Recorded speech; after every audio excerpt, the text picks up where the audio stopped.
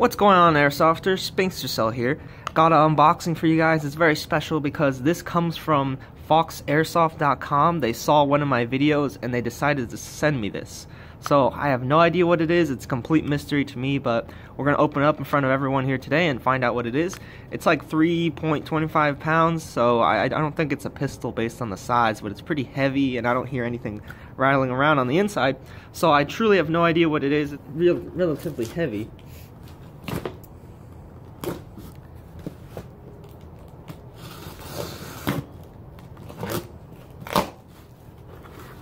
Let's check it out. What did Fox Airsoft decide to send the old Spinkster? So, oh, nice. There's a bunch of stuff in here.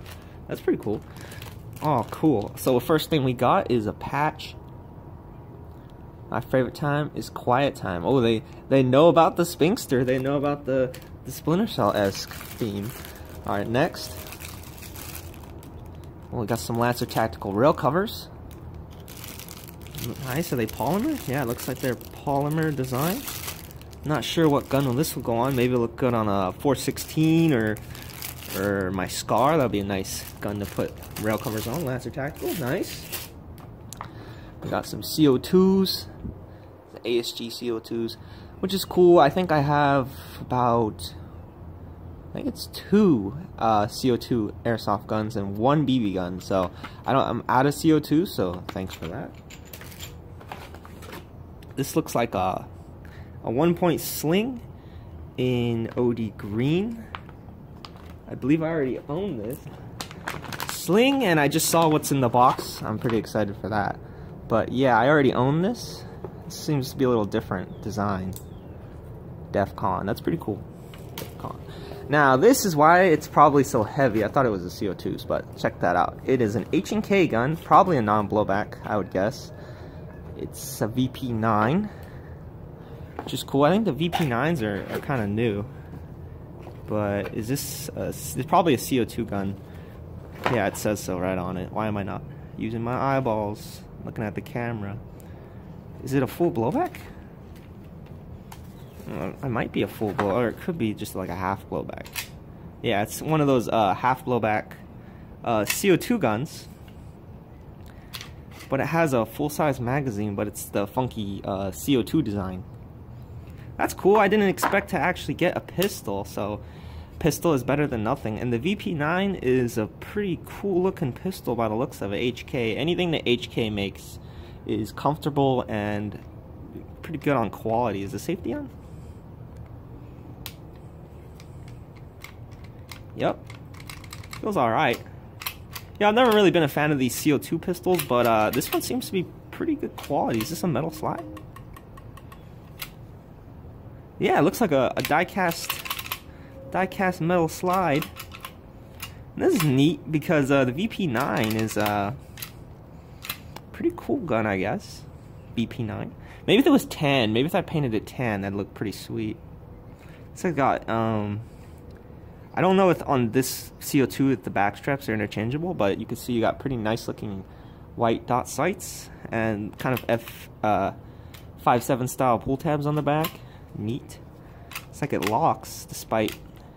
I'm pretty sure when you do shoot it with the CO2 it blows back every time. Still not full travel, of course. You got some trademarks on there, of course. They all look real. Nice. I used to have one of my first non-blowbacks was HK, so it's probably the same. Yeah, it comes from the same place. But that is cool because now I have a new pistol that Fox Airsoft decided to send to me, so thanks you guys, I really appreciate this. And why don't we shoot this? That should be a lot of fun. Wonder if it comes with a Allen key, but I have Allen keys of course, but let's just see what's in here. Yep, there's the Allen key, so I could put the CO2 in right now. Looks like it even comes with a smaller one, maybe for, maybe the hop-up? Does it have a hop-up? Yeah, it looks like it does. It's right here on the top. So I guess that's what the small Allen key is for. Nice, a full metal CO2. Let's try it out, you guys.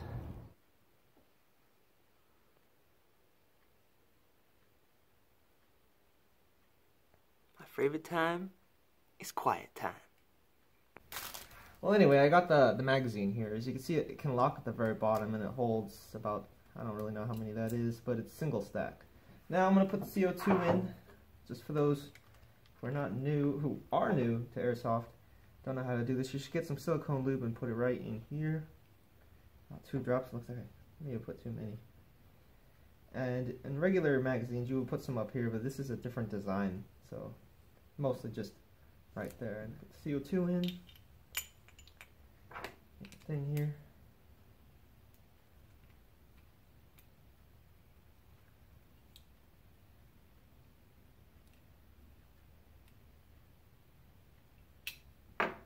And I believe it's been punctured. I didn't really hear anything, but it's definitely been punctured. So here we are halfway. I'm not going to do the full backyard because I think this is just better. Pretty sure you don't have to caulk it, but I just did. Ooh, really long trigger pull. Super long. I'm going to just hop up real quick. Alright, so the hop up is on the top of the gun right here. Okay, so the hop up is on top of the chamber. Put this right there and do a little twist, because I read in the manual, doing it too much will damage the gun. So, alright, here we go again. Like I said, 0.20 grams. Alright, so the trigger pull is really freaking long. Like, you gotta go all the way to here and then squeeze. So, pretty long trigger pull, but whatever. Pretty accurate. Let's try full backyard.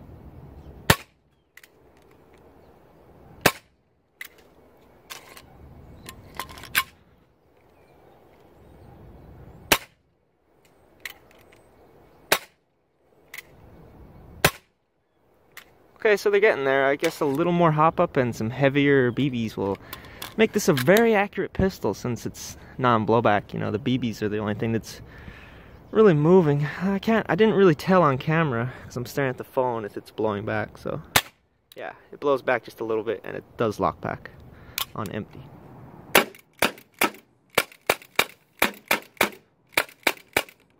Alright, so I totally failed at that last segment I just filmed. I wasn't pointing the camera right.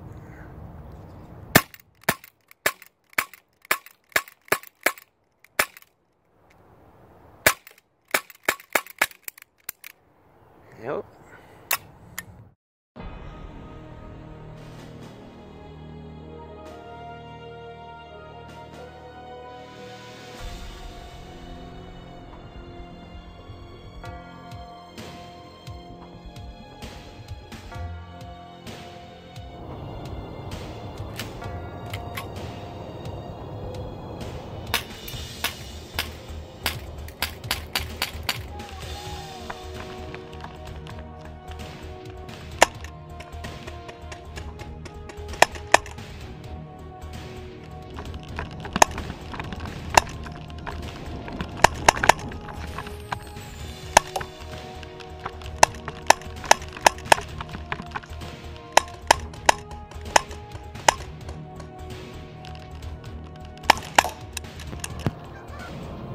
How unfortunate, you guys. I just came out here to film this video and this thing that I use for my phone, it's broken. Alright, so you're gonna have to bear with me holding my phone for the end of the video here till I get a new tripod solution. But yeah, what's going on, Airsofters? I took this to play yesterday. I also got a lot of opinions from other Airsofters about what they thought about the gun. A lot of people really liked the design of the H&K VP9, and I'm starting to like this gun so much that I've decided to buy the full blowback KWA version eventually in the future. Now, it's a very good gun. You'll see from that this gun is kind of an inspiration of the Walther PPQ. It has kind of the same grip design. The Walther PPQ has the indicator in the back, like any of the P99 basically. It also has a Glock style trigger, which is the same style that the PPQ has, but this is also a lot like the HK45 and like the KWA ATP, which is an Airsoft concept gun. So all three of those guns basically have the same grip style with the grooves right here, and the the little squiggles. It's a very comfortable pistol. After handling this gun and going to any of my other pistols, they don't feel as comfortable, especially M&P with a fat backstrap. So this one is the half blowback version, so it doesn't have interchangeable backstraps, and then the sides are interchangeable on the real gun and on the KWA version. Now, being this is a non-blowback or semi-blowback CO2 gun, it's actually a very good one, a very good high-quality one. It's got nylon fiber reinforced polymer, just like all the other airsoft guns of high quality. It's got a metal slide and a metal outer barrel, but the chamber of the gun is still polymer, right where the little screw adjustment is for the hop-up. Now, since I did get a chance to use it, I did not actually get any kills. I pulled it out maybe once to use it in a pistols game, and I did not adjust the hop up correctly. So while I've got you here in the end of this video, I'd like to go over any more features of the gun. So it does lock back on empty. So it only locks back about that far, and then you have the slide catch which engages itself. I have not figured out how to take it apart. It's not the standard way to do it. Now, the trigger itself is full metal, and due to my gloves, I was having a bit of reset issues with the trigger where my gloves were getting stuck. And other airsofters who got a chance to handle it, one guy got his gloves stuck pretty much here every time he pulled the trigger. So I guess you should wear some pretty good gloves like mechanics wear. So I was wearing some pretty bulky gloves at the time. Now, the magazine release is the USP style, which I actually love. A lot of people don't like. A lot of Americans don't like this, but I feel it's very smart for a very easy ambidextrous magazine release. It is a bit stiff, so you gotta really push it down to get it out. Now, the magazine itself holds 14 rounds. It does lock at the bottom, and you gotta make sure you definitely let it go, or else you'll be just blank firing. It's doing really well on CO2. I think I fired about 4 magazines so far, or maybe 5, and it's still got enough CO2 in there. So this gun is really impressive in my opinion. I think it retails for about 90 bucks on foxairsoft.com. And you won't see very cheap pistols with engraved trademarks. Usually they'll just paint them on, but they went through the trouble of actually engraving them into this metal slide. And I will be taking this sticker off right here. There's also a little tiny safety on this side and a fake ambi release. But I gotta say, I'm definitely falling for the VP9. I'm starting to be a sucker for it. I think it's very comfortable and very fun to shoot. It's a very good looking gun too, very John Wick in a way. It's you know, one of the newer pistols from HK, and I think anything new is pretty awesome to get your hands on pretty early on, because usually you gotta wait. I believe that they came out with the Asia edition for airsofters a long time ago, and I'm not sure how recently the American Gen 3 versions that have all the improvements done to the full gas blowback version from KWA. But this has been the Umarex semi-CO2 blowback version. I like it a lot so far, and yeah, a little bigger than a Glock 19. So here we go. You can see there's just like 2 or 3 centimeters coming off the end of the slide. So it's actually a mid-size compact pistol. It's not exactly a full size like a 1911 or an FNX, how big those pistols are. It's more in the middle, I would say, which I was not really expecting, but I do like these mid-size handguns. Now I want to talk about the trigger real quick. The trigger after the hammer has been disengaged. So the hammer is disengaged, and now it's got like a 2-stage style trigger where you got to pull it really hard, right? In order to fire this pistol, the slide does need to be racked so that the BB can get in there. Well, no, it needs to be racked so that the hammer is now cocked. Now that the hammer is cocked, the trigger is a lot lighter, and you can see you can move it faster. But the thing is, it does not fire until you get it all the way to the very, very back and then squeeze. Now, another thing I noticed is that when the gun is ready to fire, and I'm waiting to start a game, since the trigger is so freaking long, I like to pull it back and then keep it here while I'm moving around, and then fire off my shots when they're in line. Problem with this is that once you pull the trigger, it releases the BBs and they fall out the barrel. So this is quite an issue for me. I was just doing this and it was releasing the BBs out of the gun, which was kind of annoying in my opinion.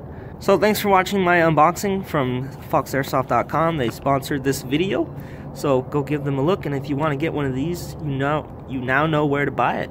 So stay tuned for more airsoft content.